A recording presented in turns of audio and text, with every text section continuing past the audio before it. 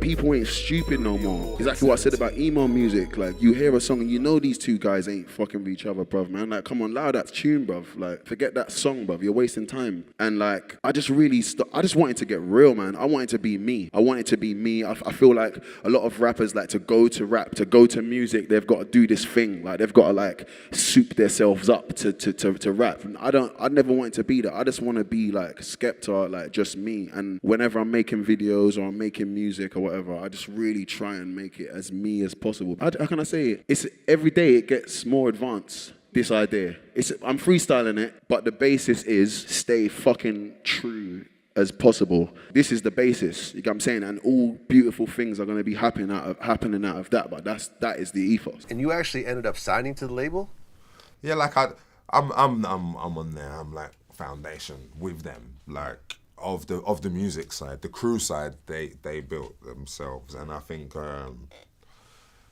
like they was with me in my crew. I was with them in their crew. I almost had like two crews together. So Roll Deep and Roll BBK? Deep, but yeah, it was basically that, and there was a lot of us, and we was like Wu-Tang or something weird. The day when you said that shit's going good for you, you're gonna cry and beat yourself up about all the days you yourself described to the world that your shit weren't popping. I think like music is Africa. You know, music is from Africa for me, because you know, right from when we didn't even have instruments, you know, people just be on like the decks or whatever and just make music, create music. So what's happened recently in the Afrobeats world, and how is it changing musically the sound of America and Britain? What we make now is I would say I would call it Afro pop, you know, because it's like has the influence from Afrobeats music, and we draw inspiration from like pop records, you know, dancehall records, reggae and stuff. So it's like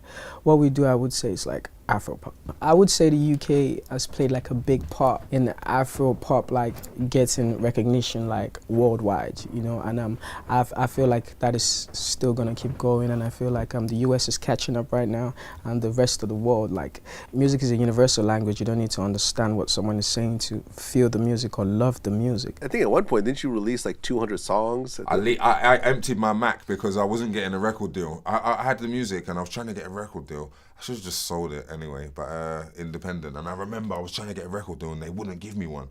And I was like, oh my God, they're not giving me a record deal. And I was like, oh, I'm just gonna leak this music because da da da da da. But then like I leaked it and got a record deal.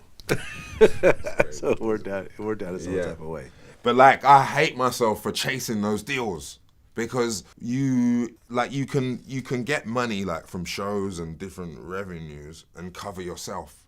But like, then like they had me believe like, right, you need the label, but da da da da, and they sort of took me out of independent mode, and I let them. You were raised by a Pentecostal mother and your father practiced Islam. How did that shape you as a person? I think I would never change that, because that is something that has helped me in being who I am today.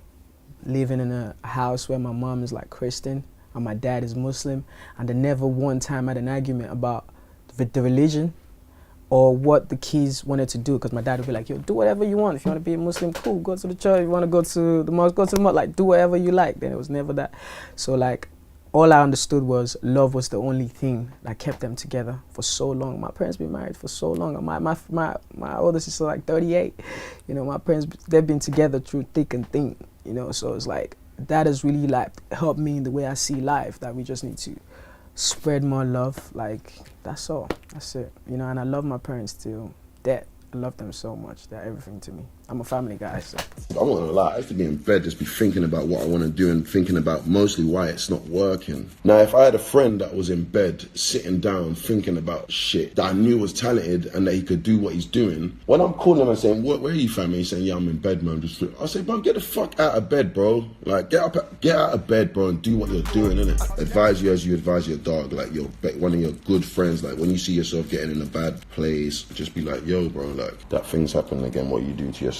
When I started coming out saying, that's what I said in bad energy, in energy, bro, like, Dex said greatness, and nothing was the same, bro. When that guy started coming around me saying greatness only, greatness only, greatness only, like even I'm thinking, raw, like Dex, like bro, like man, like you're overdoing it. Then when I realized, fam, I'm really waking up with this on my mind, bro. I'm really waking up thinking greatness only, like in situations when things happen to me and I'm by myself. I got Dex's little soundbite in my head, greatness only, bang. At one point, you actually started working with Skepta. Yeah. And JME. Yeah. And you helped start... JME first. JME first. Yes. Yeah. JME first. Skepta was a DJ. And JME, I remember hollering JME to do some work. And yeah, we used to go radio together and do a lot of sets. Now you helped start their label? They was already working together. They had the squad and their crew. They used to do pirate radio too. What I did is I think I went over there and done work with them. And we sort of, we came up on a little bit of a mixtape path because we wasn't really fucking with mixtapes, but then that's what we done over there. Skepta's my brother. Skepta has been showing me love from before I even became like Wizkid. He made that record, the Dre Legba remix, happen. Like, he played that to Drake and I was like, yo, bro, you need to get on this. This is like the hardest record right now. And he did. So, you know, Skepta is like family, Tiny. I met Tiny like when I had my first single back home in Nigeria. So it's like, for me, it's just organic, man. It's not nothing forced. It's like, big shout out to my friends and everyone showing me support. I'm like, I love doing this anyways, and I'm having a great time. I'm like having drinks with my friends. Everybody's psyched to see me here and stuff. And I was like, it just made sense, man. It wasn't 1 ounce of hard work in my mind after that point. It was just always fun, man. And I always loved it. Wow. So it's like a door opened up, you walked through it, yep, and your life changed forever. It just made sense, dude. Yeah, it was like a true like aha moment, right? Like you hear about those from people and you hear about those things, but it truly was that. It was truly an aha moment, man. And it was life-changing, man. I don't know what I'd be doing if I hadn't done that. That's so awesome. I love those kind of stories. I really do. So you're a huge established star already all over the African continent. What was it like for you working with other established stars outside of Africa, like Tiny Temper, Drake, Skepta? Yeah, you know, like you said, I've done this. Like, I've been doing this for like 10 years straight, like just by myself, you know, and like with the help of friends and stuff. But still, it's easy for me, like just communicating and just being friends with this guy. Because before I get in the studio, before we make a record, we have to be friends. We have to talk. We have to communicate. It's not like, oh, I have this record, please can you just jump on it? If I don't know you, no disrespect to anyone out there, like if I don't like feel like we can have a connection on the record and it will sound amazing, I won't do it. So I taught myself all summer. I just sat on the porch when I wasn't at work, playing, because I knew I loved to sing. I was like, well, I'll just learn how to play and then I can sing at like parties for my buddies or whatever, and taught myself all year, and then just kind of became obsessed with like learning how to play. And by the time I was 22, I'm back in school, I'm in Boone, hanging out with my buddies. I'm starting to dabble around with like writing my own songs because I was like, well, I could, you know, this would be cool. I like this. And then I wrote my first 2 or 3 songs and I booked a gig down the street, just like at this bar my rugby team always hung out at, because I figured that guy would, you know, he was like cokehead, like wild card, like he'd give me a show or whatever, you know. Guy was awesome, you know. I was like, this guy will give me a show if I want to do a show. So I borrowed my neighbor's guitar because mine wasn't even acoustic electric, it was just a straight up acoustic, and sat on a stool. My other buddy let me borrow his PA speakers, and 200 of my friends came out and paid $1 to see me. I made $200 that night. That was more than I made at both my jobs that week, and I was hooked, man. I was like, dude, this is awesome. I always get these messages here from people that they say that they just want a break or they want a chance or a rare tear. Skepta. And it's like, you can't, there's not a checkpoint. That's what my advice is to everyone, innit? Or it's not advice, man, that's what I'm just saying, innit? There isn't a checkpoint. There's not an amount of money. There isn't a person you're gonna meet. There isn't anything that you're gonna do that's gonna make you say, that's it, like I've done it. Because you are it, you know what I'm saying? You are it. It keeps going. You have to keep going. There isn't somebody who's gonna certify my life. There isn't somebody who's gonna, like, if you're doing music or you're doing art or you're doing, like, if you're doing something, you're doing it from some sort of inner talent. like a spiritual calling. Everyone has a little bit of Afro pop like sound inspired, like Afro beats. Like look at Drake, like on his last album, you know, like look at Alicia Keys, what she's doing right now with the sound income on that record. Like everything is coming back home. So I feel like Africa is really gonna take over the world with the sound. Producers are now like, you know, they draw inspiration from everything global, like music. So now the music is bigger, the mixes are nicer. Like there's collaborations between Afro pop artists and like international artists. So I think like that has really helped like the world paying attention. In my brain, I'm thinking, okay, well, I only thought the only option was to be a music teacher. In my head, I'm going, well, that's the only option is to be a music teacher. And I don't want to be a music teacher because I'm really bad. Like I can't read music. I can't do math. Like I have some sort of like, I just can't So learn you it. can't read music? Mm-mm.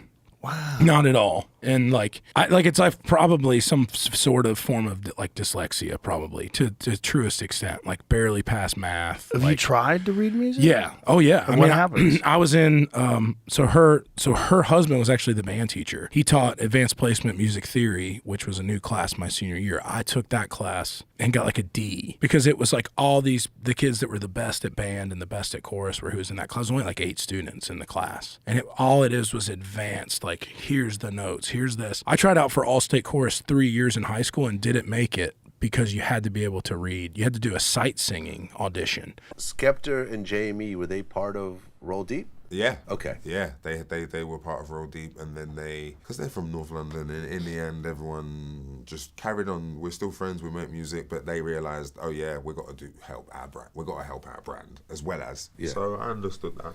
So Roll Deep was one of these foundation type of organizations where it launched the careers of basically it was you, Dizzy, Skepta, JME, bunch of people. Yeah, definitely. So it's almost like you guys kind of were the next big step after So Solid. Yeah, essentially. Yeah. Your parents weren't always receptive to your choice of career, right? Have they changed their mind now? For every parent, of course, like when they see their kid growing up and they think like, oh, you're making a career decision that they're not sure about, like especially coming from Africa, and I was the first kid to ever make, I was the first young artist to ever blow up on the scene. So my parents didn't even believe that there was a chance in that. So I was like, yo, just stay in school, study. We don't want you going to the studios. And my dad used to fight me every time, like, don't go to the studios, stay at home, study, and that. But you know, like I just had like my dreams and I just followed them, man. But now my parents, you know, like I just had to convince them by, you know, doing well in school, you know, doing my shows, making sure that they see from the outside. Like people tell them, yo, did you see what your kid did, man? Your kid just, you know, went to the show, had like 40,000 people. That's when my dad was like, okay, maybe it's serious. And my dad had like, yo, he did a show and they had 40,000 people. Like, okay, maybe this music thing is a serious thing, you know. So and they've been so supportive of me since then. So big shout out to my parents.